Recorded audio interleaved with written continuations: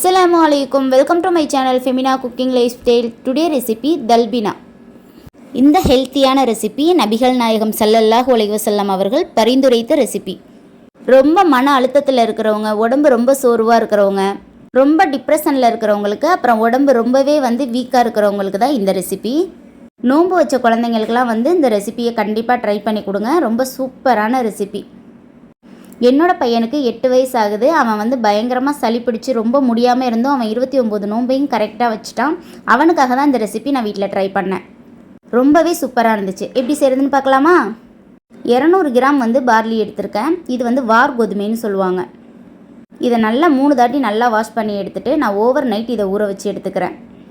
Barley நல்லாவே ஊறிடுச்சு. இது இருக்கட்டும். நான் 1 லிட்டர் பாலை தண்ணி சேர்க்காமல் அடுப்பில் வச்சுட்டேன். அது நல்லா கொதி வரட்டும். ஊற வச்ச பார்லி கூட ஒரு 20 பாதாம் எடுத்திருக்கேன். இதை ஒரு மிக்சர் ஜாரில் சேர்த்துடலாம். மிக்சர் ஜாரில் சேர்த்து நல்லா அரைக்கிறப்போ கொஞ்சம் தண்ணி அப்படி இல்லைனா பால் ஊற்றி நல்லா அரைச்சி எடுத்துக்கோங்க. நான் கொஞ்சம் திக்காக அரைச்சதுனால எனக்கு பாலில் கரையிறதுக்கு கொஞ்சம் டைம் எடுத்துச்சு. 10 பேரிச்சம்பழத்தை சீடை வெளியில் எடுத்துகிட்டு அதையும் மிக்சர் ஜாரில் சேர்த்துக்கலாம். சேர்த்துட்டு அதை நல்லா அரைச்சிருங்க. பால் நல்லா கொதி வந்துருச்சு. இந்த மாதிரி ஆடை வரும். நம்ம எடுத்து விட்டு நல்லா கிண்டி விட்டுக்கோங்க. பால் நல்லா வற்றி வந்தால் தான் நம்மளுக்கு டேஸ்ட்டுமே நல்லாயிருக்கும். இப்போ பார்லி, நம்ம பாதாம், டேட்ஸ் எல்லாமே அரைச்சாச்சு. கொஞ்சம் தண்ணி அப்படி இல்லைனா பால் சேர்த்து நல்லா அரைச்சி எடுத்துக்கோங்க. நான் கொஞ்சம் திக்காக சேர்த்ததுனால எனக்கு மிக்ஸ் ஆகிறதுக்கு கொஞ்சம் டைம் எடுத்துச்சு. அதனால நீங்கள் தண்ணி அப்படி இல்லைனா பால் சேர்த்துட்டு அரைச்சிங்க அப்படின்னா கொஞ்சம் லிக்விடாக சேர்த்திங்க அப்படின்னா சீக்கிரம் கரைஞ்சிரும். அதுக்காக தான். இப்போ நல்லா கைவிடாமல் மிக்ஸ் பண்ணிகிட்டே இருக்கலாம். ஒரு 15 நிமிஷமாவது நல்லா மிக்ஸ் பண்ணணும். அப்போ தான் நம்மளுக்கு அந்த பார்லி நல்லா வெந்து வரும். இந்த ரெசிபிக்கு சுகர் சேர்க்கணும்னு அவசியம் இல்லை. ஆனால் குழந்தைங்க சாப்பிட்றதுனால நான் நாட்டு சக்கரை ஒரு 3 ஸ்பூன் எடுத்துக்கிறேன். உங்களுக்கு வேணாம் அப்படின்னா ஸ்கிப் பண்ணிடலாம் நீங்கள். ஆனால் ஒயிட் சுகர் இதுக்கு சேர்க்கக்கூடாது.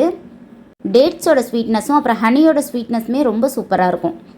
நான் என்னோடய பசங்களுக்காக சேர்த்துக்கிட்டேன். சேர்த்துட்டு நல்லா மிக்ஸ் பண்ணி விட்டுட்டு 1 ஸ்பூன் வர அளவுக்கு ஏலக்காய் தூள் எடுத்துக்கிறேன். ஏலக்காய் தூள் இல்லை அப்படின்னா ஒரு 2 ஏலக்காவை நீங்கள் இடிச்சிட்டு சேர்த்துக்கோங்க. இதை நல்லா மிக்ஸ் பண்ண ஒரு மாதிரி நல்லா கட்டியாகும், நல்லா திக்காகும். தல்பீனாவோட டேஸ்ட் எப்படி இருந்துச்சு அப்படின்னா ஒரு டிஃப்ரெண்ட்டான ஒரு டேஸ்ட்டாக இருந்துச்சு. இதனால் வரைக்கும் நான் இந்த மாதிரி ஒரு டேஸ்ட்டில் நான் சாப்பிட்டதில்லை. இந்த மாதிரி நல்லா பபிள்ஸ் விடும். இந்த டைமில் நம்மளுக்கு நல்லா குக்காகி வந்துருச்சுன்னு அர்த்தம். நம்ம ஸ்டவ் ஆஃப் பண்ணிடலாம். இப்போ இதை ஒரு பவுலுக்கு மாற்றிடலாம். உங்களுக்கு பிடிச்ச நட்ஸ் நீங்கள் என்ன வேணாலும் போட்டுக்கலாம். நான் ட்ரை கிரேப்ஸ் போட்டிருக்கேன். அப்புறம் கேஷ்யூ, அப்புறம் பிஸ்தா, அப்புறம் டேட்ஸு. இதுதான் நான் எடுத்துக்கிட்டேன். உங்கள்கிட்ட என்ன நட்ஸ் இருக்கோ நீங்கள் சேர்த்துக்கலாம். நான் இந்த மாதிரி நட்ஸை சும்மா அழகுக்காக வீடியோக்காக வைக்கிறேன். நம்ம எல்லாத்தையுமே மிக்ஸ் பண்ணி ஒன்றா தான் சாப்பிட போகிறோம். நீங்கள் நல்லா அப்படியே மிக்ஸ் பண்ணிவிட்டு கூட நீங்கள் அப்படியே சாப்பிட்டுக்கலாம். இப்போ நல்லா டெக்கரேட் பண்ணிவிட்டு மேலே நல்லா தாராளமாக ஹனி ஊற்றிக்கோங்க. நான் ப்ரௌன் சுகர் போட்டுமே எனக்கு ஸ்வீட்னஸ் பத்தலை. நான் நல்லாவே ஹனி சேர்த்துக்கிட்டேன். சாப்பிட்றதுக்கு அவ்வளோ சூப்பராக இருந்தது. இந்த ரெசிபியை கண்டிப்பாக வீட்டில் நீங்களும் ட்ரை பண்ணிவிட்டு உங்கள் வீட்டில் யார் ரொம்ப வீக்காக இருக்காங்களோ அவங்களுக்கும் செஞ்சு கொடுங்க.